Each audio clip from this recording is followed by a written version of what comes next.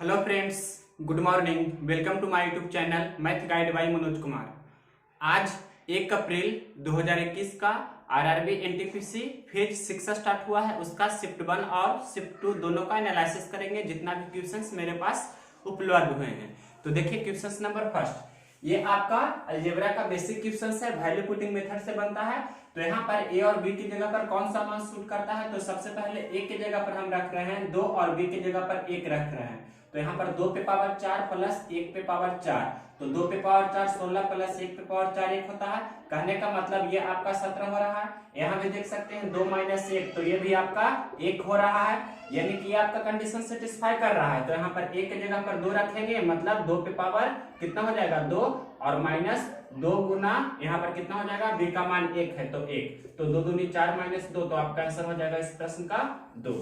इसके बाद देखिए question number second number question है कि 17 पे पावर 800 को 18 से भाग देने पर शेषफल क्या होगा। मतलब इस प्रकार से 17 पे पावर है आपका 800, इसे आपको 18 से भाग देंगे तो शेषफल क्या होगा। तो देखिए बहुत ही इजी क्वेश्चन है, इसमें आपको कलम भी लगाने की आवश्यकता नहीं पड़ेगी अगर जो आपको बेसिक ध्यान है। जैसे 17 में हम 18 से भाग देंगे तो माइनस 1 शेष होगा। अब माइनस 1 पे पावर कितना हो जाएगा 800, और 800 क्या है, एक सम संख्या है। सम संख्या कहने का मतलब इवन है, और माइनस 1 पे पावर सम संख्या होता है तो उसका मान क्या होता है प्लस 1। तो प्लस 1 पे पावर कितना 800 लिखे या उतना ही रहने दे, इससे कोई भी मतलब नहीं है, मतलब 1/18, तो शेषफल कितना हो गया 1। बहुत ही इजी क्वेश्चन था, आपको ये समझ में आया होगा। 2 के बाद देखिए 3 नंबर क्वेश्चन नंबर देखिए थर्ड, tan a बराबर 1 दिया है तो 2 sin a into cos a minus sin a cos a का मान पूछ रहा है। तो यहाँ पर एक हम आगे लिख सकते हैं समझने के लिए, मतलब 2 sin a cos a में से 1 sin a cos a जाएगा, तो 1 sin a cos a आपका बचेगा। अब यहाँ पर से आपको पता होगा कि tan a बराबर 1 होता है, तो a का मान कितना है 45 डिग्री, मतलब tan में किसका मान 1 होता है तो 45 डिग्री का। तो a की जगह पर 45 रखेंगे, मतलब 1 गुना sin 45 और गुना क्या हो जाएगा cos 45। अब इजी है, sin 45 का मान आप जानते हैं कि 1/√2 होता है, तो 1 गुना 1/√2 गुना 1/√2, तो 1/√2 गुना √2 तो 2। ये आपके क्वेश्चन नंबर देखिए 4, ये बोल रहा है कि 7 का लघुत्तम गुणज दैट मींस स्मॉलेस्ट मल्टीपल क्या है, जिसमें 6, 8 एवं 12 से भाग देने पर प्रत्येक दशा में शेषफल 1 बचे।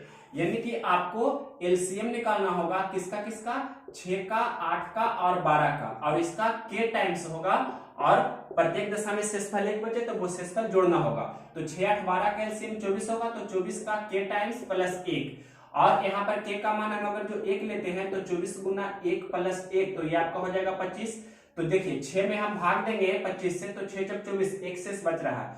8 में भाग देंगे कितना 25 से, तो ये होगा कितना 8 से 24 1 25, ये तो हो रहा है, लेकिन ये होना चाहिए 7 का मल्टीपल। तो ये 7 का मल्टीपल है, 7 का मल्टीपल, तो 7 का मल्टीपल 25 नहीं होता है, आपको पता होगा।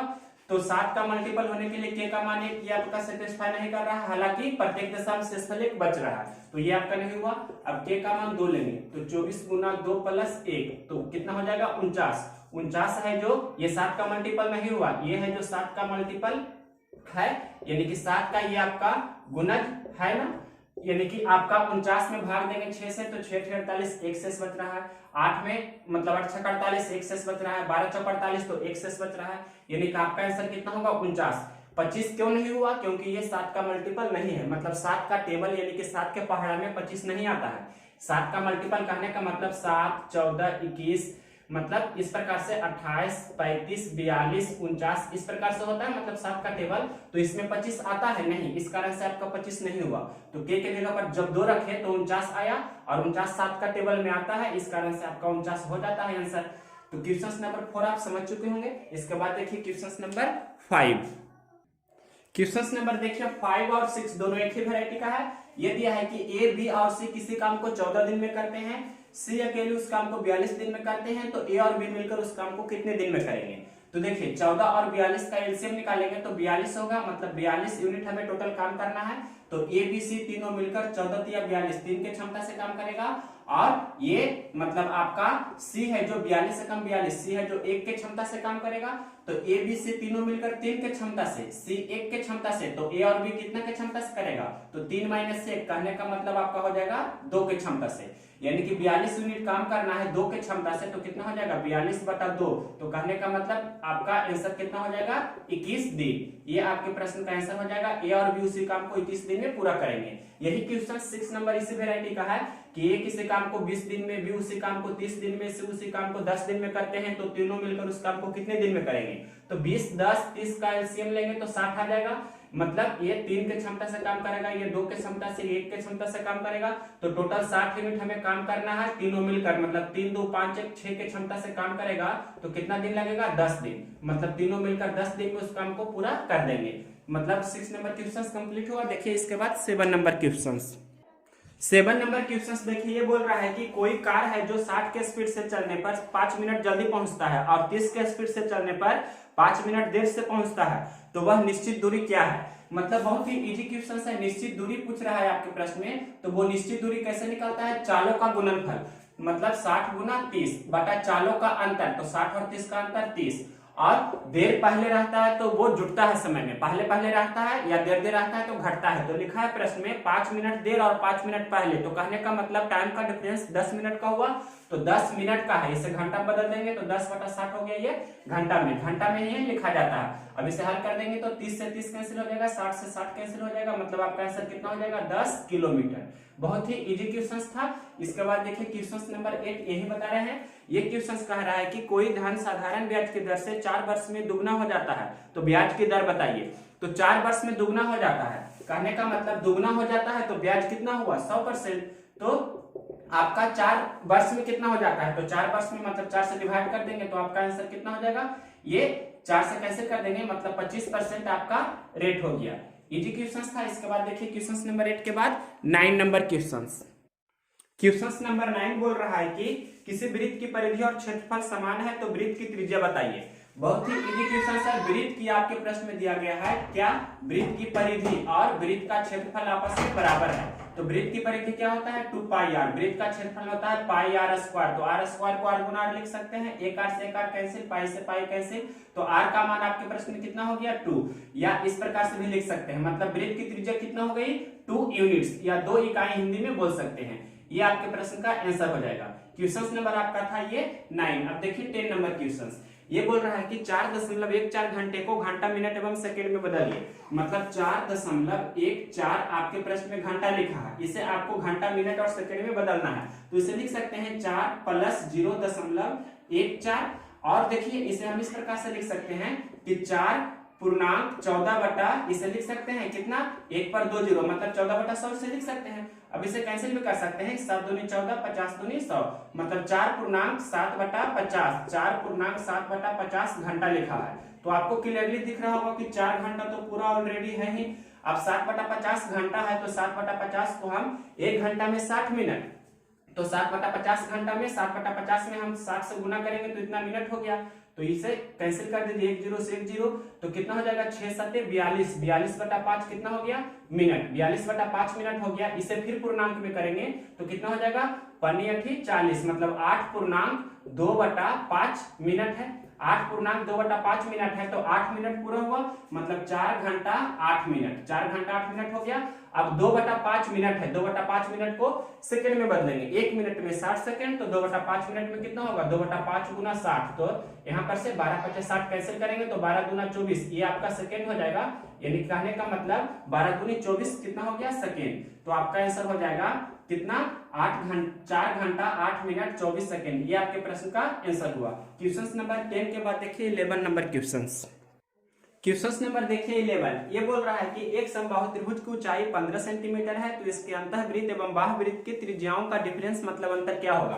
तो आप जानते हैं, पहले इसका आपको थ्योरी पता होना चाहिए कि ये आपका है समबाहु त्रिभुज, जिसका साइड तीनों ए होता है और इसका ये होता है आपका हाइट, तो हाइट को हम h से लिख रहे हैं, तो समबाहु त्रिभुज की ऊंचाई क्या होता है √3/2 गुना भुजा, ये आपका होता है। और यहाँ पर दूसरा आपको ये भी पता होना चाहिए, यहाँ हम लिख रहे हैं देखिए इसका अंतः त्रिज्या कहने का मतलब इसके अंदर में जो वृत्त बनेगा इस प्रकार से मतलब इन सर्किल, तो इससे जो त्रिज्या होगा मतलब स्मॉल आर, तो स्मॉल आर क्या होता है, स्मॉल आर होता है a/2√3, और इसके शीर्ष से होते हुए जो वृत्त बनेगा मतलब बाह्य त्रिज्या, तो बाह्य त्रिज्या का जो वृत्त मतलब इसका रेडियस होगा जिसे कैपिटल आर से लिखते हैं, मतलब हम इसे कैपिटल आर लिख रहे हैं, ये वाला स्मॉल आर था, स्मॉल आर हमने लिखा a/2√3, कैपिटल आर क्या होता है a/√3, ये हमने लिखा। क्वेश्चंस फिर से पढ़ रहे हैं। क्वेश्चंस दिया है कि एक समबाहु त्रिभुज की ऊंचाई 15 सेंटीमीटर है, अंतः और बाह्य वृत्त की त्रिज्याओं का अनुपात बताइए। तो इजी क्वेश्चंस है, आपके प्रश्न में ऊंचाई कितना दिया है, h दिया है 15 सेंटीमीटर, तो 15 बराबर हो जाएगा √3/2 गुना भुजा। अब यहाँ से देखिए 15 दूनी 30, मतलब 30/√3, ये बराबर कितना हो गया 30/√3। इसे परिमेयकरण हम कर देंगे तो √3 से ऊपर नीचे गुना कर देंगे तो √3 गुना √3 3 हो जाएगा, तो 3 दहे 30।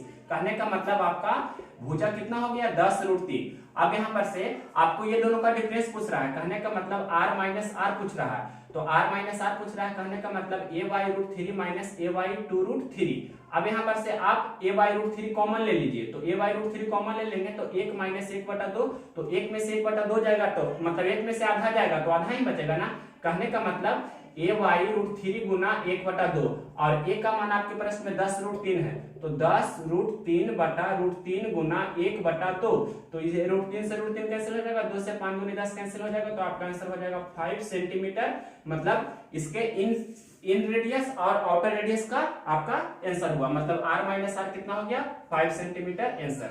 ये आपके प्रश्न में पूछ रहा था कि दोनों त्रिज्याओं का अंतर कितना होगा, तो 5 सेंटीमीटर हुआ। इजी क्वेश्चन था और बहुत ही इंपॉर्टेंट क्वेश्चन था। 11 नंबर के बाद देखिए 12 नंबर क्वेश्चन।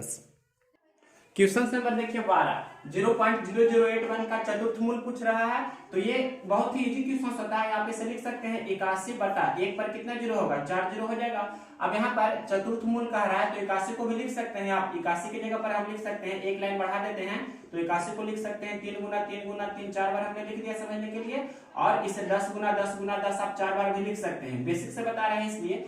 और 4 यहाँ पर है, इसका मतलब 4 में से 1 बाहर निकालना है, तो 3 और नीचे क्या हो जाएगा 10, तो 3/10 करने का मतलब 0.3 आपके प्रश्न का फाइनल आंसर होगा।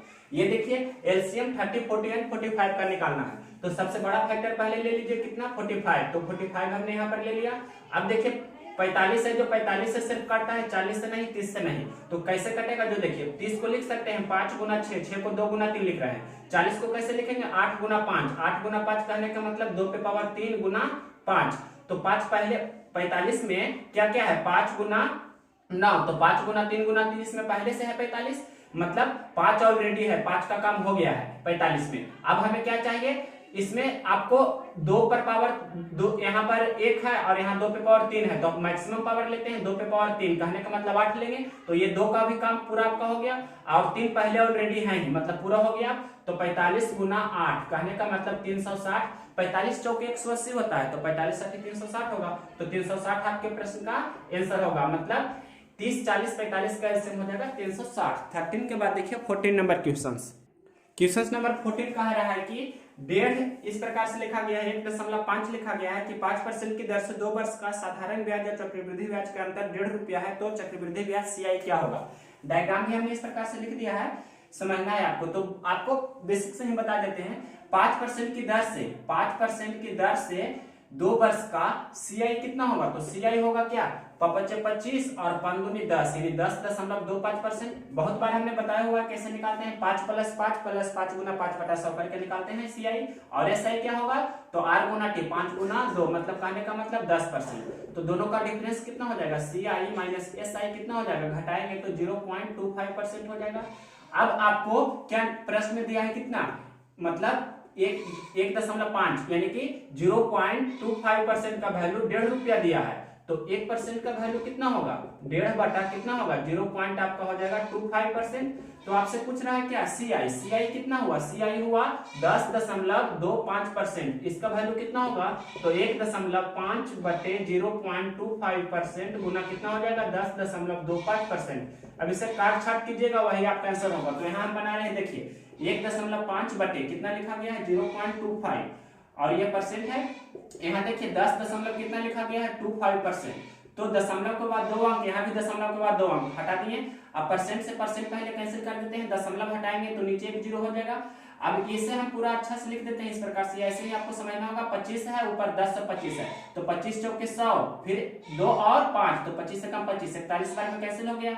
और भी कैंसिल कर सकते हैं, तो या गुना कर लीजिए, 15 गुना 41, 15 गुना 41 करेंगे बटा 10 करेंगे, यही आपके प्रश्न का आंसर होगा। तो 15 कम 15 बाकी 1, 15 चौके 60 है, 61, 615 बटा 10, तो 61.5, यानी कि 61.5 रुपया आपका हो जाएगा चक्रवृद्धि ब्याज।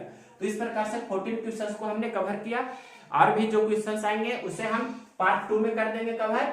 और ये आपका फेज 6 का 1 अप्रैल का पहला एग्जाम था, फिर इसके बाद 3 अप्रैल को है 1-3 आपका एग्जाम।